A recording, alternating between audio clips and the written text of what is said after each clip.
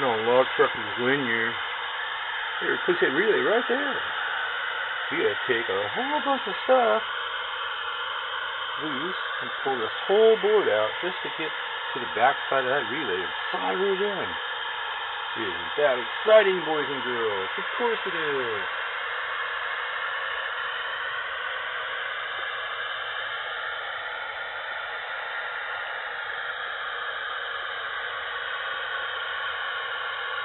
Lots of fun. Stay tuned. Well, through soldering some wires, taking out a bunch of screws, was able to get the board tilted out. That's the area we get it working right there. So we got enough light. Yeah, everything we need. It's time to take a break and run on up to the store. Get some beer for later. Catch me later. Bye. So the really fun part about this project is this is a double-sided board. Sometimes the traces are on the top, sometimes they're on the bottom. So you gotta go through and make sure you solder everything, top and bottom. It really sucks. But it is what it is. You gotta do what you gotta do. Over and out. Okay, today we're using the Weller desoldering tool. Oh yeah, check that baby out. We gotta make sure all these holes were sucked clean right there and there. Where all those big wires fed through.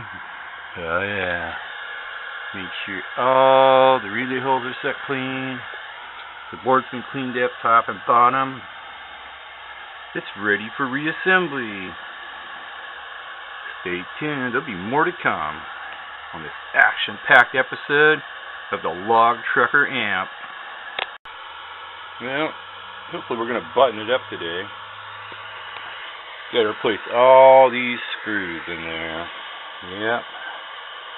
Lots and lots of screws to put back together today. Well, wish me luck. As far as I can tell, everything is soldered up.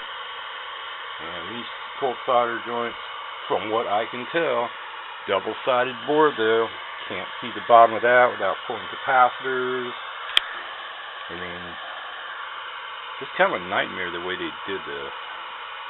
Catch me later. Well, like I thought, when you have the relay go bad, you have all that power feeding back to you. That's why the tube went mostly flat. And it usually backs up into the tank network and does some damage. And there it is, right there. You see on the board there? It's all black and burnt. Yeah. So that's all got to be pulled apart. And it don't look like it's going to be fun. But it's going to have to be done. Stay tuned for another episode. Okay, so in order to repair that damage there,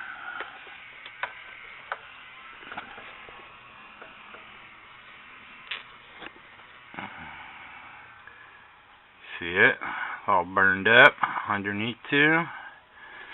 Well, I'm going to try to wire around the problem. I don't want to pull that whole tank network, all the switching. In order to do it, the whole assembly has to be slid back. Can't do that with that fan right there, because you got to slide it back to get those knobs to clear the case before you can lift it up. And no, even though it's double-sided, we are going to try to unsolder the big coil right here. Once we get that out of the way, we can work on it down in that area we need to get to. So that's our plan. And hopefully we'll pull this off.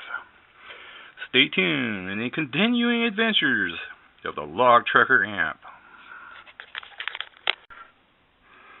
Okay, let me get a A little bit better look at some of the topside damage. And I think we can fix it from the top. I'm sure going to try. Anyway, catch me later. We're going in hard and deep. So my plan, and it's a good one I think, we're going to clean that stud up right there that goes through the board, goes down and hooks to this capacitor right here. What we're going to do is take some of this silver wire, we're going to lay it along here, route it around there, then come up to this feed point right there, bypassing that area the way it is. So our new feed point is going to go right from here down to here, wrap around, and then terminate right about in there. We'll just fill that all in with solder so we get a good connection. Clean up all that carbon there, and we should be good to go. This is kind of a stupid idea, them trying to feed that through the board like that. But, you know, it would have lasted forever probably until the relay went bad and wouldn't let the power go out the SO239. You backed it all up into that spot right there. So that's the plan. Looks like it's going to work, so have a good one. We're off that key. Okay, the bypass is done. Reinforce that, beefed it up. So feeds from here down to there, which connects that circuit here to this variable air gap. And then also feeds this coil here. So a lot easier than stripping the board. And I don't see any problem with it. I use silver wire. It's a good gauge. Shouldn't ever have any problem. Get good solder connections down there. Sanded everything. Got good flow. So I think we're good to go. This story's almost over and out. Here it is, all soldered back together.